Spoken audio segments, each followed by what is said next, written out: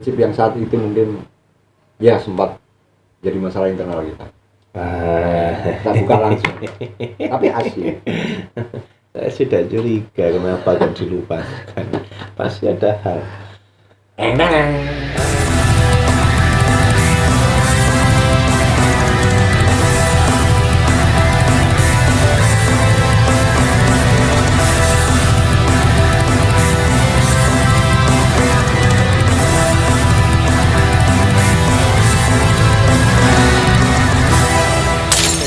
Gitulah. Nah, ini bukannya saya menebak ya Mas ya, bukannya saya menebak, cuman ya kalau kebetulan pertanyaannya itu berhubungan sama itu ya maaf kata ya, karena mungkin ketajaman insting saya ketika mendengarkan cerita sampean.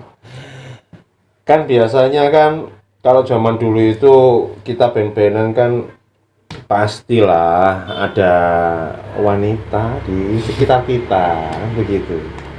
Enggak juga. Masa enggak juga? Iyalah, dulu itu kan kalau lihat kalau kita band-bandan itu perempuan itu wanita itu sudah melihat wah kayak kok ya apa gitu loh, pemane bene itu sangar. Ini zaman dulu ya, di era-era tahun-tahun itu kan metal itu cewek itu punya kebanggaan tersendiri gitu loh kalau bisa dekat dengan. Oh, zaman dulu ada namanya ladies di TRS itu. Di TRS itu kalau ada band lagi main, ada ladies khusus yang diberikan space di depan stage. Dia maju ke depan sendirian langsung. Zaman di tahun-tahun itu kan banyak ya.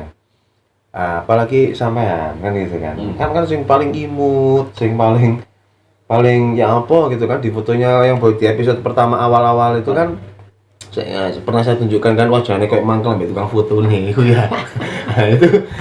Nah itu pasti ada lah cerita itu. Ngaku lah. Kumars. Kumars. Bentar. Iki jenenge maksa. Loh, ndak maksa le. Karena mustahil kalau sampean ngomong tidak ada hal yang bersifat personal, apalagi yaitu seorang wanita. Kita ini orang baik-baik semua. Iya tahu. Bangun tidur langsung mandi. Terus gosok gigi, terus membersihkan tempat tidur. Kemudian kalau membantu ibu malamnya tidur lagi karena bintang kecil di langit yang biru amat banyak menghias angkasa. Aku ingin terbang dan menari. Host yang stres. Karena saya sedih sebenarnya. Ya, kita buka. Katanya sampai mau buka-bukaan. Jadi ini kita buka. Tahun 95. Ini pertama kali ketika saya menginjak di dunia band profesional. Saya masuk Kumars. Dan saya mengenal salah seorang wanita. Yang kabarnya itu vokalis juga. Iya. Kabarnya itu vokalis juga. Kabarnya vokalis juga. Dan ketemunya kalau nggak salah waktu itu juri deh. Isi Waktu itu juri. Oh sampai juri, sampai sebagai juri di acara festival berarti. Festival. Saya kira sampai lihat pertunjukan gitu, lihat enggak ya? Festival berarti, sampai menjurinya ya. Saya juri, Mas Agung juri. Mas Agung juga juri. Oh berarti Kumars waktu itu jadi juri. Ya. Dan beliau menyabet the best vokal. Oh oke. Jadi si wanita ini menyabet vokalis terbaik dengan salah satu lagunya yang saya ingat Benar Sandi. Lagu Benar Sandi nyanyian Badai kalau salah. Wih, nyanyian Badai. Aku merinding ya. Dan memang vokalnya keren banget, nyanyian Badainya. Saya bilang perfect untuk sekelas dia yang baru lulus SMA. Hah? Pada waktu itu lulus SMA? Iya. Padahal sampai waktu itu sih kuliah ya dia. Iya. Tapi nggak PAUD 3-4 tahun. Hah? 8 tahun. 8 tahun? Nggak apa-apa, aku ya. Dan disitulah kita berkenalan. Dia dari kota sebelah. Oh, dari kota sebelah. Kota Udang, Sidoarjo. Nah, itu kita kenalan. Hari ini dia dapat trofi. Besok saya ke sana. Lusanya ada konser Mr. Big di Tambak Sari. Tanggal 15 Mei tahun 1995. Oh, ngono pura-pura lupa tanggal. Saya ingat tanggalnya kan itu konser Mr. Big. Aduh. Di Tambak Sari. Iya, dan paginya saya pamit ke orang tuanya. Orang tuanya kira-kira tahu nggak kalau sampai itu vokalisnya Pumas? Akhirnya tahu. Awalnya nggak tahu. Ya, saat itu juga tahu karena mungkin si dia cerita. Oh. Yang cerita akhirnya dibolehkan. Langsung iya kan ketika sampai aja untuk nonton konser. Diiyakan. Langsung diiyakan. Nggak pakai tanya. Nah itu kalau kita lihat filmnya Isabella itu kan biasanya kan Amiset kan selalu mendapatkan penolakan dari orang tuanya gitu. Simpelnya gini. Film Isabella. Karena mungkin putrinya adalah seorang vokalis, penggemar musik rock. Oke. Dan dia pengen banget lihat itu konser itu. Ya. Dan nggak ada yang dampingin kok, ya kebetulan akhirnya kenal sama saya. Dan karena mungkin kondisi saya sebagai juri, otomatis ya mungkin bisa dipercaya gitu ya. Akhirnya diiyakan. Satu sisi gitu. Sampean juga memberanikan diri datang ke rumahnya untuk minta izin kepada orang tuanya. Iya, saya selalu begitu, saya nggak pernah diem. Iya, jadi gak delik-delikan gitu kan ya. Gak kayak anak sekarang ganteng-ganteng, tunggunya di depan gang. Apa sih kisahnya? Ya seperti itulah. Saya selalu begitu. Jadi artinya ketika saya memiliki pasangan, keluarga saya pasti tahu. Dan itu memang dari dulu. Oh, dari dulu kebiasaan sampean ya? Kebiasaan sampean. Nah itu 2 hari perkenalannya. Ya. Setelah sampean menjuri, kemudian besok lusanya sampean ngajak kesananya kencan pertama lah ya, nonton konser. Wih keren loh itu. Jujur aja kalau tahun segitu itu keren loh itu. Iya. Apalagi di Tambak Sari, Pak ya. Di Tambak Sari. Nonton konser rock, ya. Itu adalah kegiatan paling keren kita dulu. Iya kan? Bergengsi. Apalagi yang konser band besar. Iya, betul. Waktu itu Mr. Big benar-benar naik daun. Ya, lock waktu itu yang bawa. Yang bawa lock ya? Ya, udah berangkat sana, nanti beli di sana. Oh gitu. Akhirnya kita berangkat dan nyampe di stadion, kita cari tempat parkir. Banyak antrian di loket itu. Saat kita ngantri justru ada beberapa orang yang manggil waktu itu. Manggil sampai? Manggil ya. Masih. Hei, Pumas gitu. Nah, kenapa? Waktu itu saya lihat gini kok justru malah orang-orang yang di dalam pagar pengamanan stadion. Akhirnya dipanggil, sudah sini nggak usah beli katanya gitu. Ternyata krunya RGS itu Radio Gelora Surabaya. Oh, Radio Gelora Surabaya. Nah, ada beberapa kru RGS yang waktu itu barangkali sebagai tiketing juga ya. Dia panggil, kemudian justru malah memasukkan kami berdua.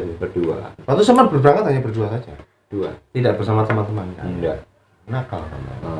Teman-teman Pumas juga jantan, bro. Oh, jantan ya. Teman-teman Pumas juga nonton. Pumas kayaknya nonton deh, tapi berangkat sendiri. Iya. Dengan pasangannya masing-masing ya? Enggak tahu. Enggak tahu. Mungkin dengan pasukannya masing-masing. Akhirnya saya masuk. Oke, masuk. Dikawal beberapa polisi. Karena banyak kerumunan sehingga ada polisi yang awal di depan, belakang. Saya masuk kayak artis pokoknya. Nah, dia yang di belakang saya kan bingung juga. Mungkin dia baru merasakan sensasinya ya. Iya. Kok sampai dikawal gini ya? Aku deh ya kan nyongkok. Akhirnya masuklah kita ke dalam Stadion Tambak Sari, posisi masih di bawah. Dan di situ langsung disambut oleh beberapa teman RGS justru malah kita tidak boleh masuk ke dalam lapangannya. Kita justru dinaikkan ke lantai paling atas, yaitu tempat siaran RGS yang biasa buat bola itu. Oh, iya. Buat nonton bola biasanya kan ada siaran live di situ. Ya. Nah, kita di situ ditempatkan di situ, ada tempat duduk, dan kalau nggak salah waktu itu sudah ada di situ. Saya lupa sama sekali, tapi yang pasti bahwa salah satu personel PM deh. Power metal.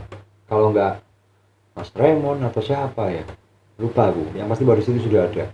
Artinya kita duduk di situ, kita diberikan tempat khusus di tempat itu karena sekaligus wawancara penampilan Mr. Big.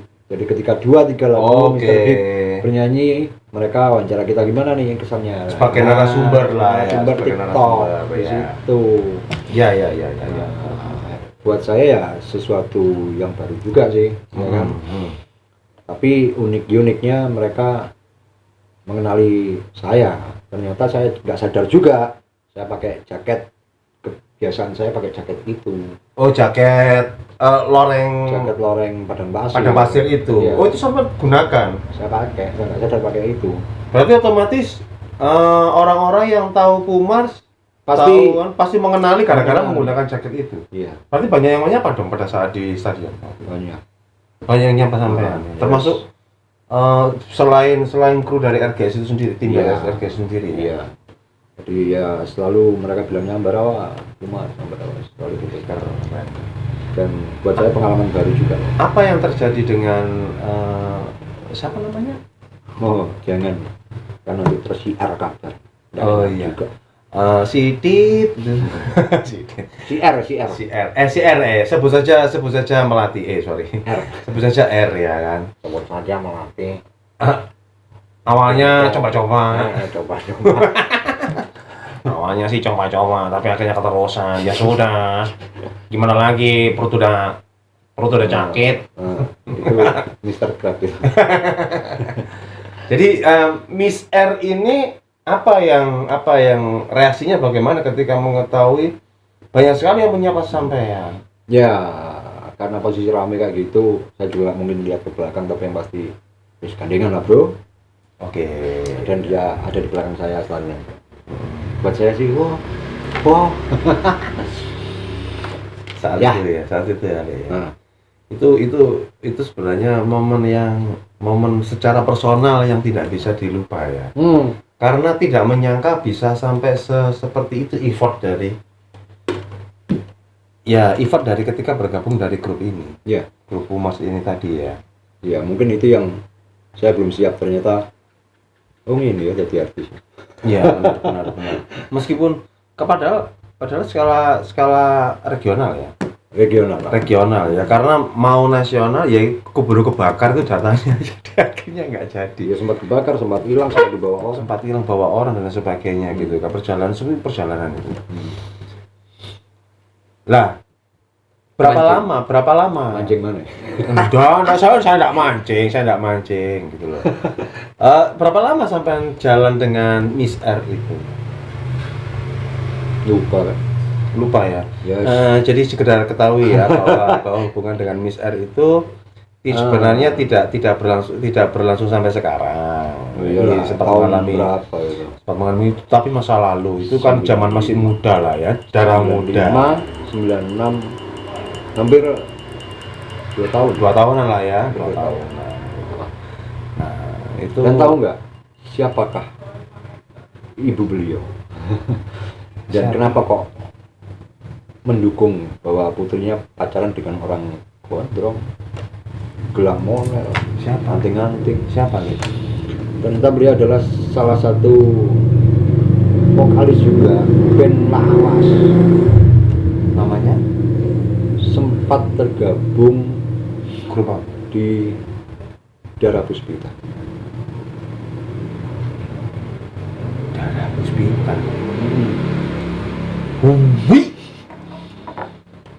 Ibunya Miss R itu? Ya. Sempat tergabung di Dara Puspita walaupun nggak Pasti tahu kan Dara Puspita ya kan? Iya. Pasti tahu karena di YouTube sudah banyak itu video. Meskipun nggak lama ya, tapi sempat tergabung. Tapi sempat bergabung dengan Dara Puspita ya. Betul. Sehingga dia memahami kondisi seorang seniman kayak apa, anaknya yang juga di dunia seni musik seperti itu, sehingga paham banget. Dara Puspita zaman kolonial loh, videonya aja hitam putih. Ya, saya juga sempat kaget sih waktu itu. Cerita banyak tentang Dara Puspita, saya baru wow, saya juga wow juga. Wow juga ya, artinya bukan putri sembarangan lah, artinya ya kan, bukan orang tuanya bukan orang tua sembarangan lah, gitu kan.